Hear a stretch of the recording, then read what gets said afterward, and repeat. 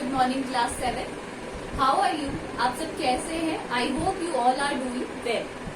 सो आज से हमारी ऑनलाइन जो क्लासेस है वो दोबारा शुरू हो रही हैं। आप लोगों ने ब्रेक ले लिया है 1 महीने का, और अभी भी कई लोगों ने हॉलीडे होमवर्क मुझे भेजा नहीं है, तो kindly send your holiday homework to me on my number. आप लोगों को मुझे अपना होमवर्क मेरे नंबर पर भेजना है। दोबारा मैं आप लोगों को बता देती हूँ कि आपको इंग्लिश में 2 कॉपीज बनानी है, एक रीडर की और एक ग्रामर की। ये आप पिछली क्लास में भी कर चुके हैं।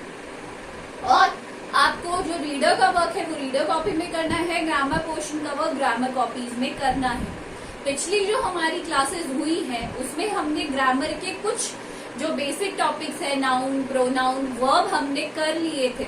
अभी हम उसे वहीं स्टॉप कर देंगे और अब हम हमारे रीडर पोर्शन की तरफ बढ़ेंगे।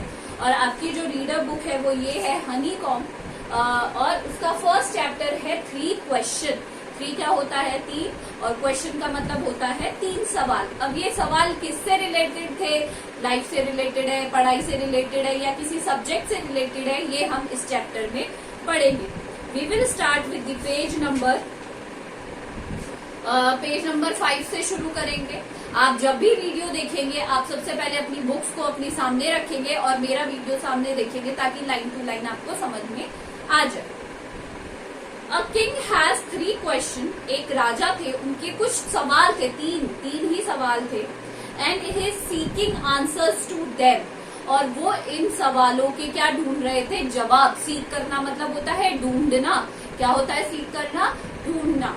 तो वो इन सवालों के क्या ढूंढ रहे थे? जवाब ढूंढ रहे थे। What were the questions? क्या क्वेश्चंस थे? वो सवाल क्या थे? Does the king get what he wants? क्या राजा जो चाहते थे उन्हें वो मिला? ये हम इस चैप्टर में पढ़ेंगे। सबसे पहले हम पार्ट 1 से शुरू करेंगे।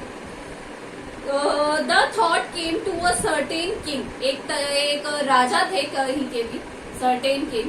उनके दिमाग में एक थॉट आया। थॉट आना होता है विचार आना। उनके दिमाग में क्या आया? एक विचार आया। That he would never fail if you knew 3 things। अब वो कभी भी अपनी लाइफ में फेल नहीं होंगे अगर उन्हें 3 चीजें हैं, उनके जवाब, या फिर जो 3 चीजें हैं उन्हें मिल जाए। वो ये सोचते थे। These things were, और ये 3 चीजें क्या थी? थिंग्स क्या थी? 3 चीजें क्या थी? What is the right to begin something? किसी भी चीज को बिगिन करना मतलब होता है, मैं आपको हार्ड वर्ड्स दूंगी, कुछ हार्ड वर्ड, आपको इनके मीनिंग्स अपनी कॉपी में करने होंगे। तो बिगिन करना मतलब होता है शुरुआत। समथिंग मतलब होता है किसी भी चीज की शुरुआत करने का सही समय क्या है। उनका दिमाग में सबसे पहले जो सवाल आया वो था कि किसी भी काम को शुरू करने के लिए सबसे पहला कब शुरू करना चाहिए? Which people should he listen to? अब दूसरी चीज के दिमाग में है कि ऐसे कौन से लोग हैं जिनकी उन्हें सुननी चाहिए। लिसन करना मतलब होता है सुनना। कैसे सुनना? जिनकी बातें उन्हें सुननी चाहिए, या जिनकी बातें उन्हें माननी चाहिए, या जिनकी बातों पे उन्हें अमल करना चाहिए। Right? What is the most important thing for him to do? और सबसे ज्यादा इम्पोर्टेंट, जरूरी उसके लिए कौन सी चीज है करने के लिए? तो उनके दिमाग में 3 चीजें आई कि सबसे पहले कौन से लोगों को उन्हें सुनना चाहिए, कौन से काम को करने के लिए सही समय क्या है, और सबसे इम्पोर्टेंट, सबसे जरूरी काम है क्या उनकी नजरों में। तो ये 3 चीजें थी, और अपने का ये लगता था कि अगर वो ये 3 चीजें जान लेंगे तो उनकी लाइफ विल बी इजी। उनकी लाइफ क्या हो जाएगी? इजी हो जाएगी। द किंग देयरफॉर, इनको जानने के लिए king therefore send messengers. Messenger कौन होते हैं? जो उनके मैसेज दूसरों तक ले जाते थे। मैसेंजर्स, आपको इसका भी मीनिंग करना है। Messenger through out his kingdom. Through out his kingdom, अपने किंगडम में हर जगह उन्होंने क्या करवाया? अपने मैसेंजर्स को भेजा। Promising a large sum of money, और उन्होंने ये प्रॉमिस किया कि to anyone who would answer these 3 question. और उन्होंने ये प्रॉमिस किया कि जो भी व्यक्ति इन सवालों के जवाब सही देगा वो उसे बहुत ही बड़ा अमाउंट देंगे पैसों का। लार्ज सम, बहुत ज्यादा पैसा देंगे जो भी इन सवालों के उसे तीनों के सही जवाब देगा। मैनी वाइस मैन मतलब बुद्धिमान व्यक्ति came to the king but they all answered this his question differently. बहुत लोग आए, दूर दूर से बहुत सारे लोग आए, उन्होंने अपने अपने जवाब दिए, बट सबने कुछ ना कुछ अलग अलग ऐसे जवाब दिए जिनसे जो राजा थे वो संतुष्ट नहीं हो पाए। In reply to his first question, जो फर्स्ट क्वेश्चन था उसका रिप्लाई, उसका आंसर दिया। Some said that the king must prepare a timetable and then follow it strictly. Strictly मतलब होता है कठोर तरीके से, strictly एकदम।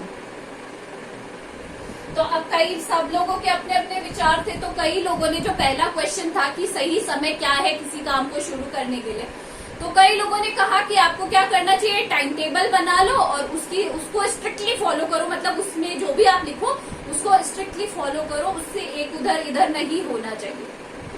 Only in this way they said could he do everything at its proper time.